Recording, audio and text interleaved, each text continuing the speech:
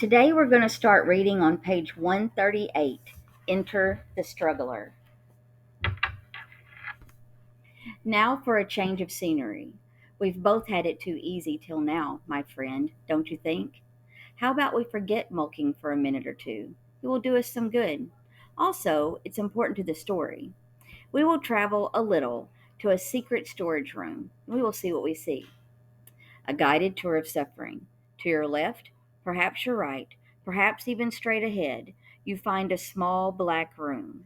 In it sits a Jew. He is scum, he is starving, he is afraid. Please try not to look away. A few hundred miles northwest, in Stuttgart, far from book thieves, mayors' wives, and Himmel Street, a man was sitting in the dark. It was the best place, they decided. It's harder to find a Jew in the dark. He sat on his suitcase, waiting. How many days had it been now? He had eaten only the foul taste of his own hungry breath for what felt like weeks, and still nothing. Occasionally voices wandered past, and sometimes he longed for them to knuckle the door, to open it, to drag him out into the unbearable light. For now, he could only sit on his suitcase couch, hands under his chin, his elbows burning his thighs. There was sleep, starving sleep, in the irritation of half awakeness and the punishment of the floor. Ignore the itchy feet. Don't scratch the soles. And don't move too much. Just leave everything as it is at all cost.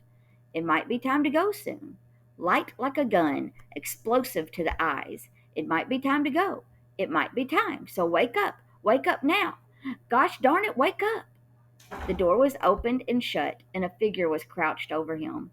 The hand splashed at the cold waves of his clothes and the grimy currents beneath. A voice came down behind it. Max, it whispered. Max, wake up. His eyes did not do anything that shock normally describes. No snapping, no slapping, no jolt.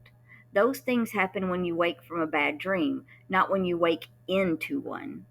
No, his eyes dragged themselves open, from darkness to dim.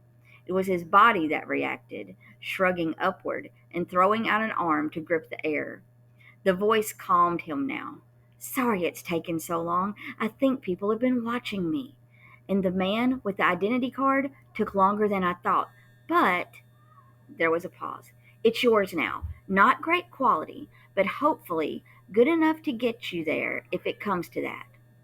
He crouched down and waved a hand at the suitcase. In his other hand, he held something heavy and flat.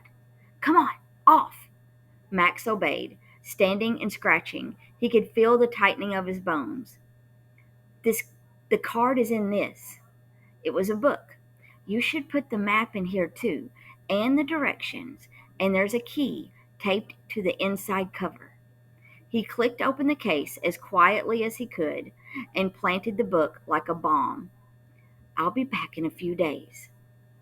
He left a small bag filled with bread, fat, and 3 small carrots. Next to it was a bottle of water. There was no apology. It's the best I could do. Door open, door shut, alone again. What came to him immediately then was the sound. Everything was so desperately noisy in the dark when he was alone. Each time he moved, there was the sound of a crease. He felt like a man in a paper suit. The food. Max divided the bread into 3 parts and set 2 aside. The one in his hand he immersed himself in, chewing and gulping, forcing it down the dry corridor of his throat. The fat was cold and hard, scaling its way down, occasionally holding on. Big swallows tore them away and sent them down. Then the carrots. Again, he set 2 aside and devoured the third. The noise was astounding. Surely the Fuhrer himself could hear the sound of the orange crush in his mouth. It broke his teeth with every bite. When he drank, he was quite positive that he was swallowing them. Next time, he advised himself, drink first. Later, to his relief, when the echoes left him and he found the courage to check with his fingers, each tooth was still there, intact. He tried for a smile, but it didn't come. He could only imagine a meek attempt and a mouthful of broken teeth. For hours he felt at them. He opened the suitcase and picked up the book. He could not read the title in the dark, and the gamble of striking a match seemed too great right now. When he spoke, it was the taste of a whisper. Please, he said. Please. He was speaking to a man he had never met. As well as a few other important details, he knew the man's name, Hans Huberman. Again he spoke to him. To the distant stranger he pleaded, Please.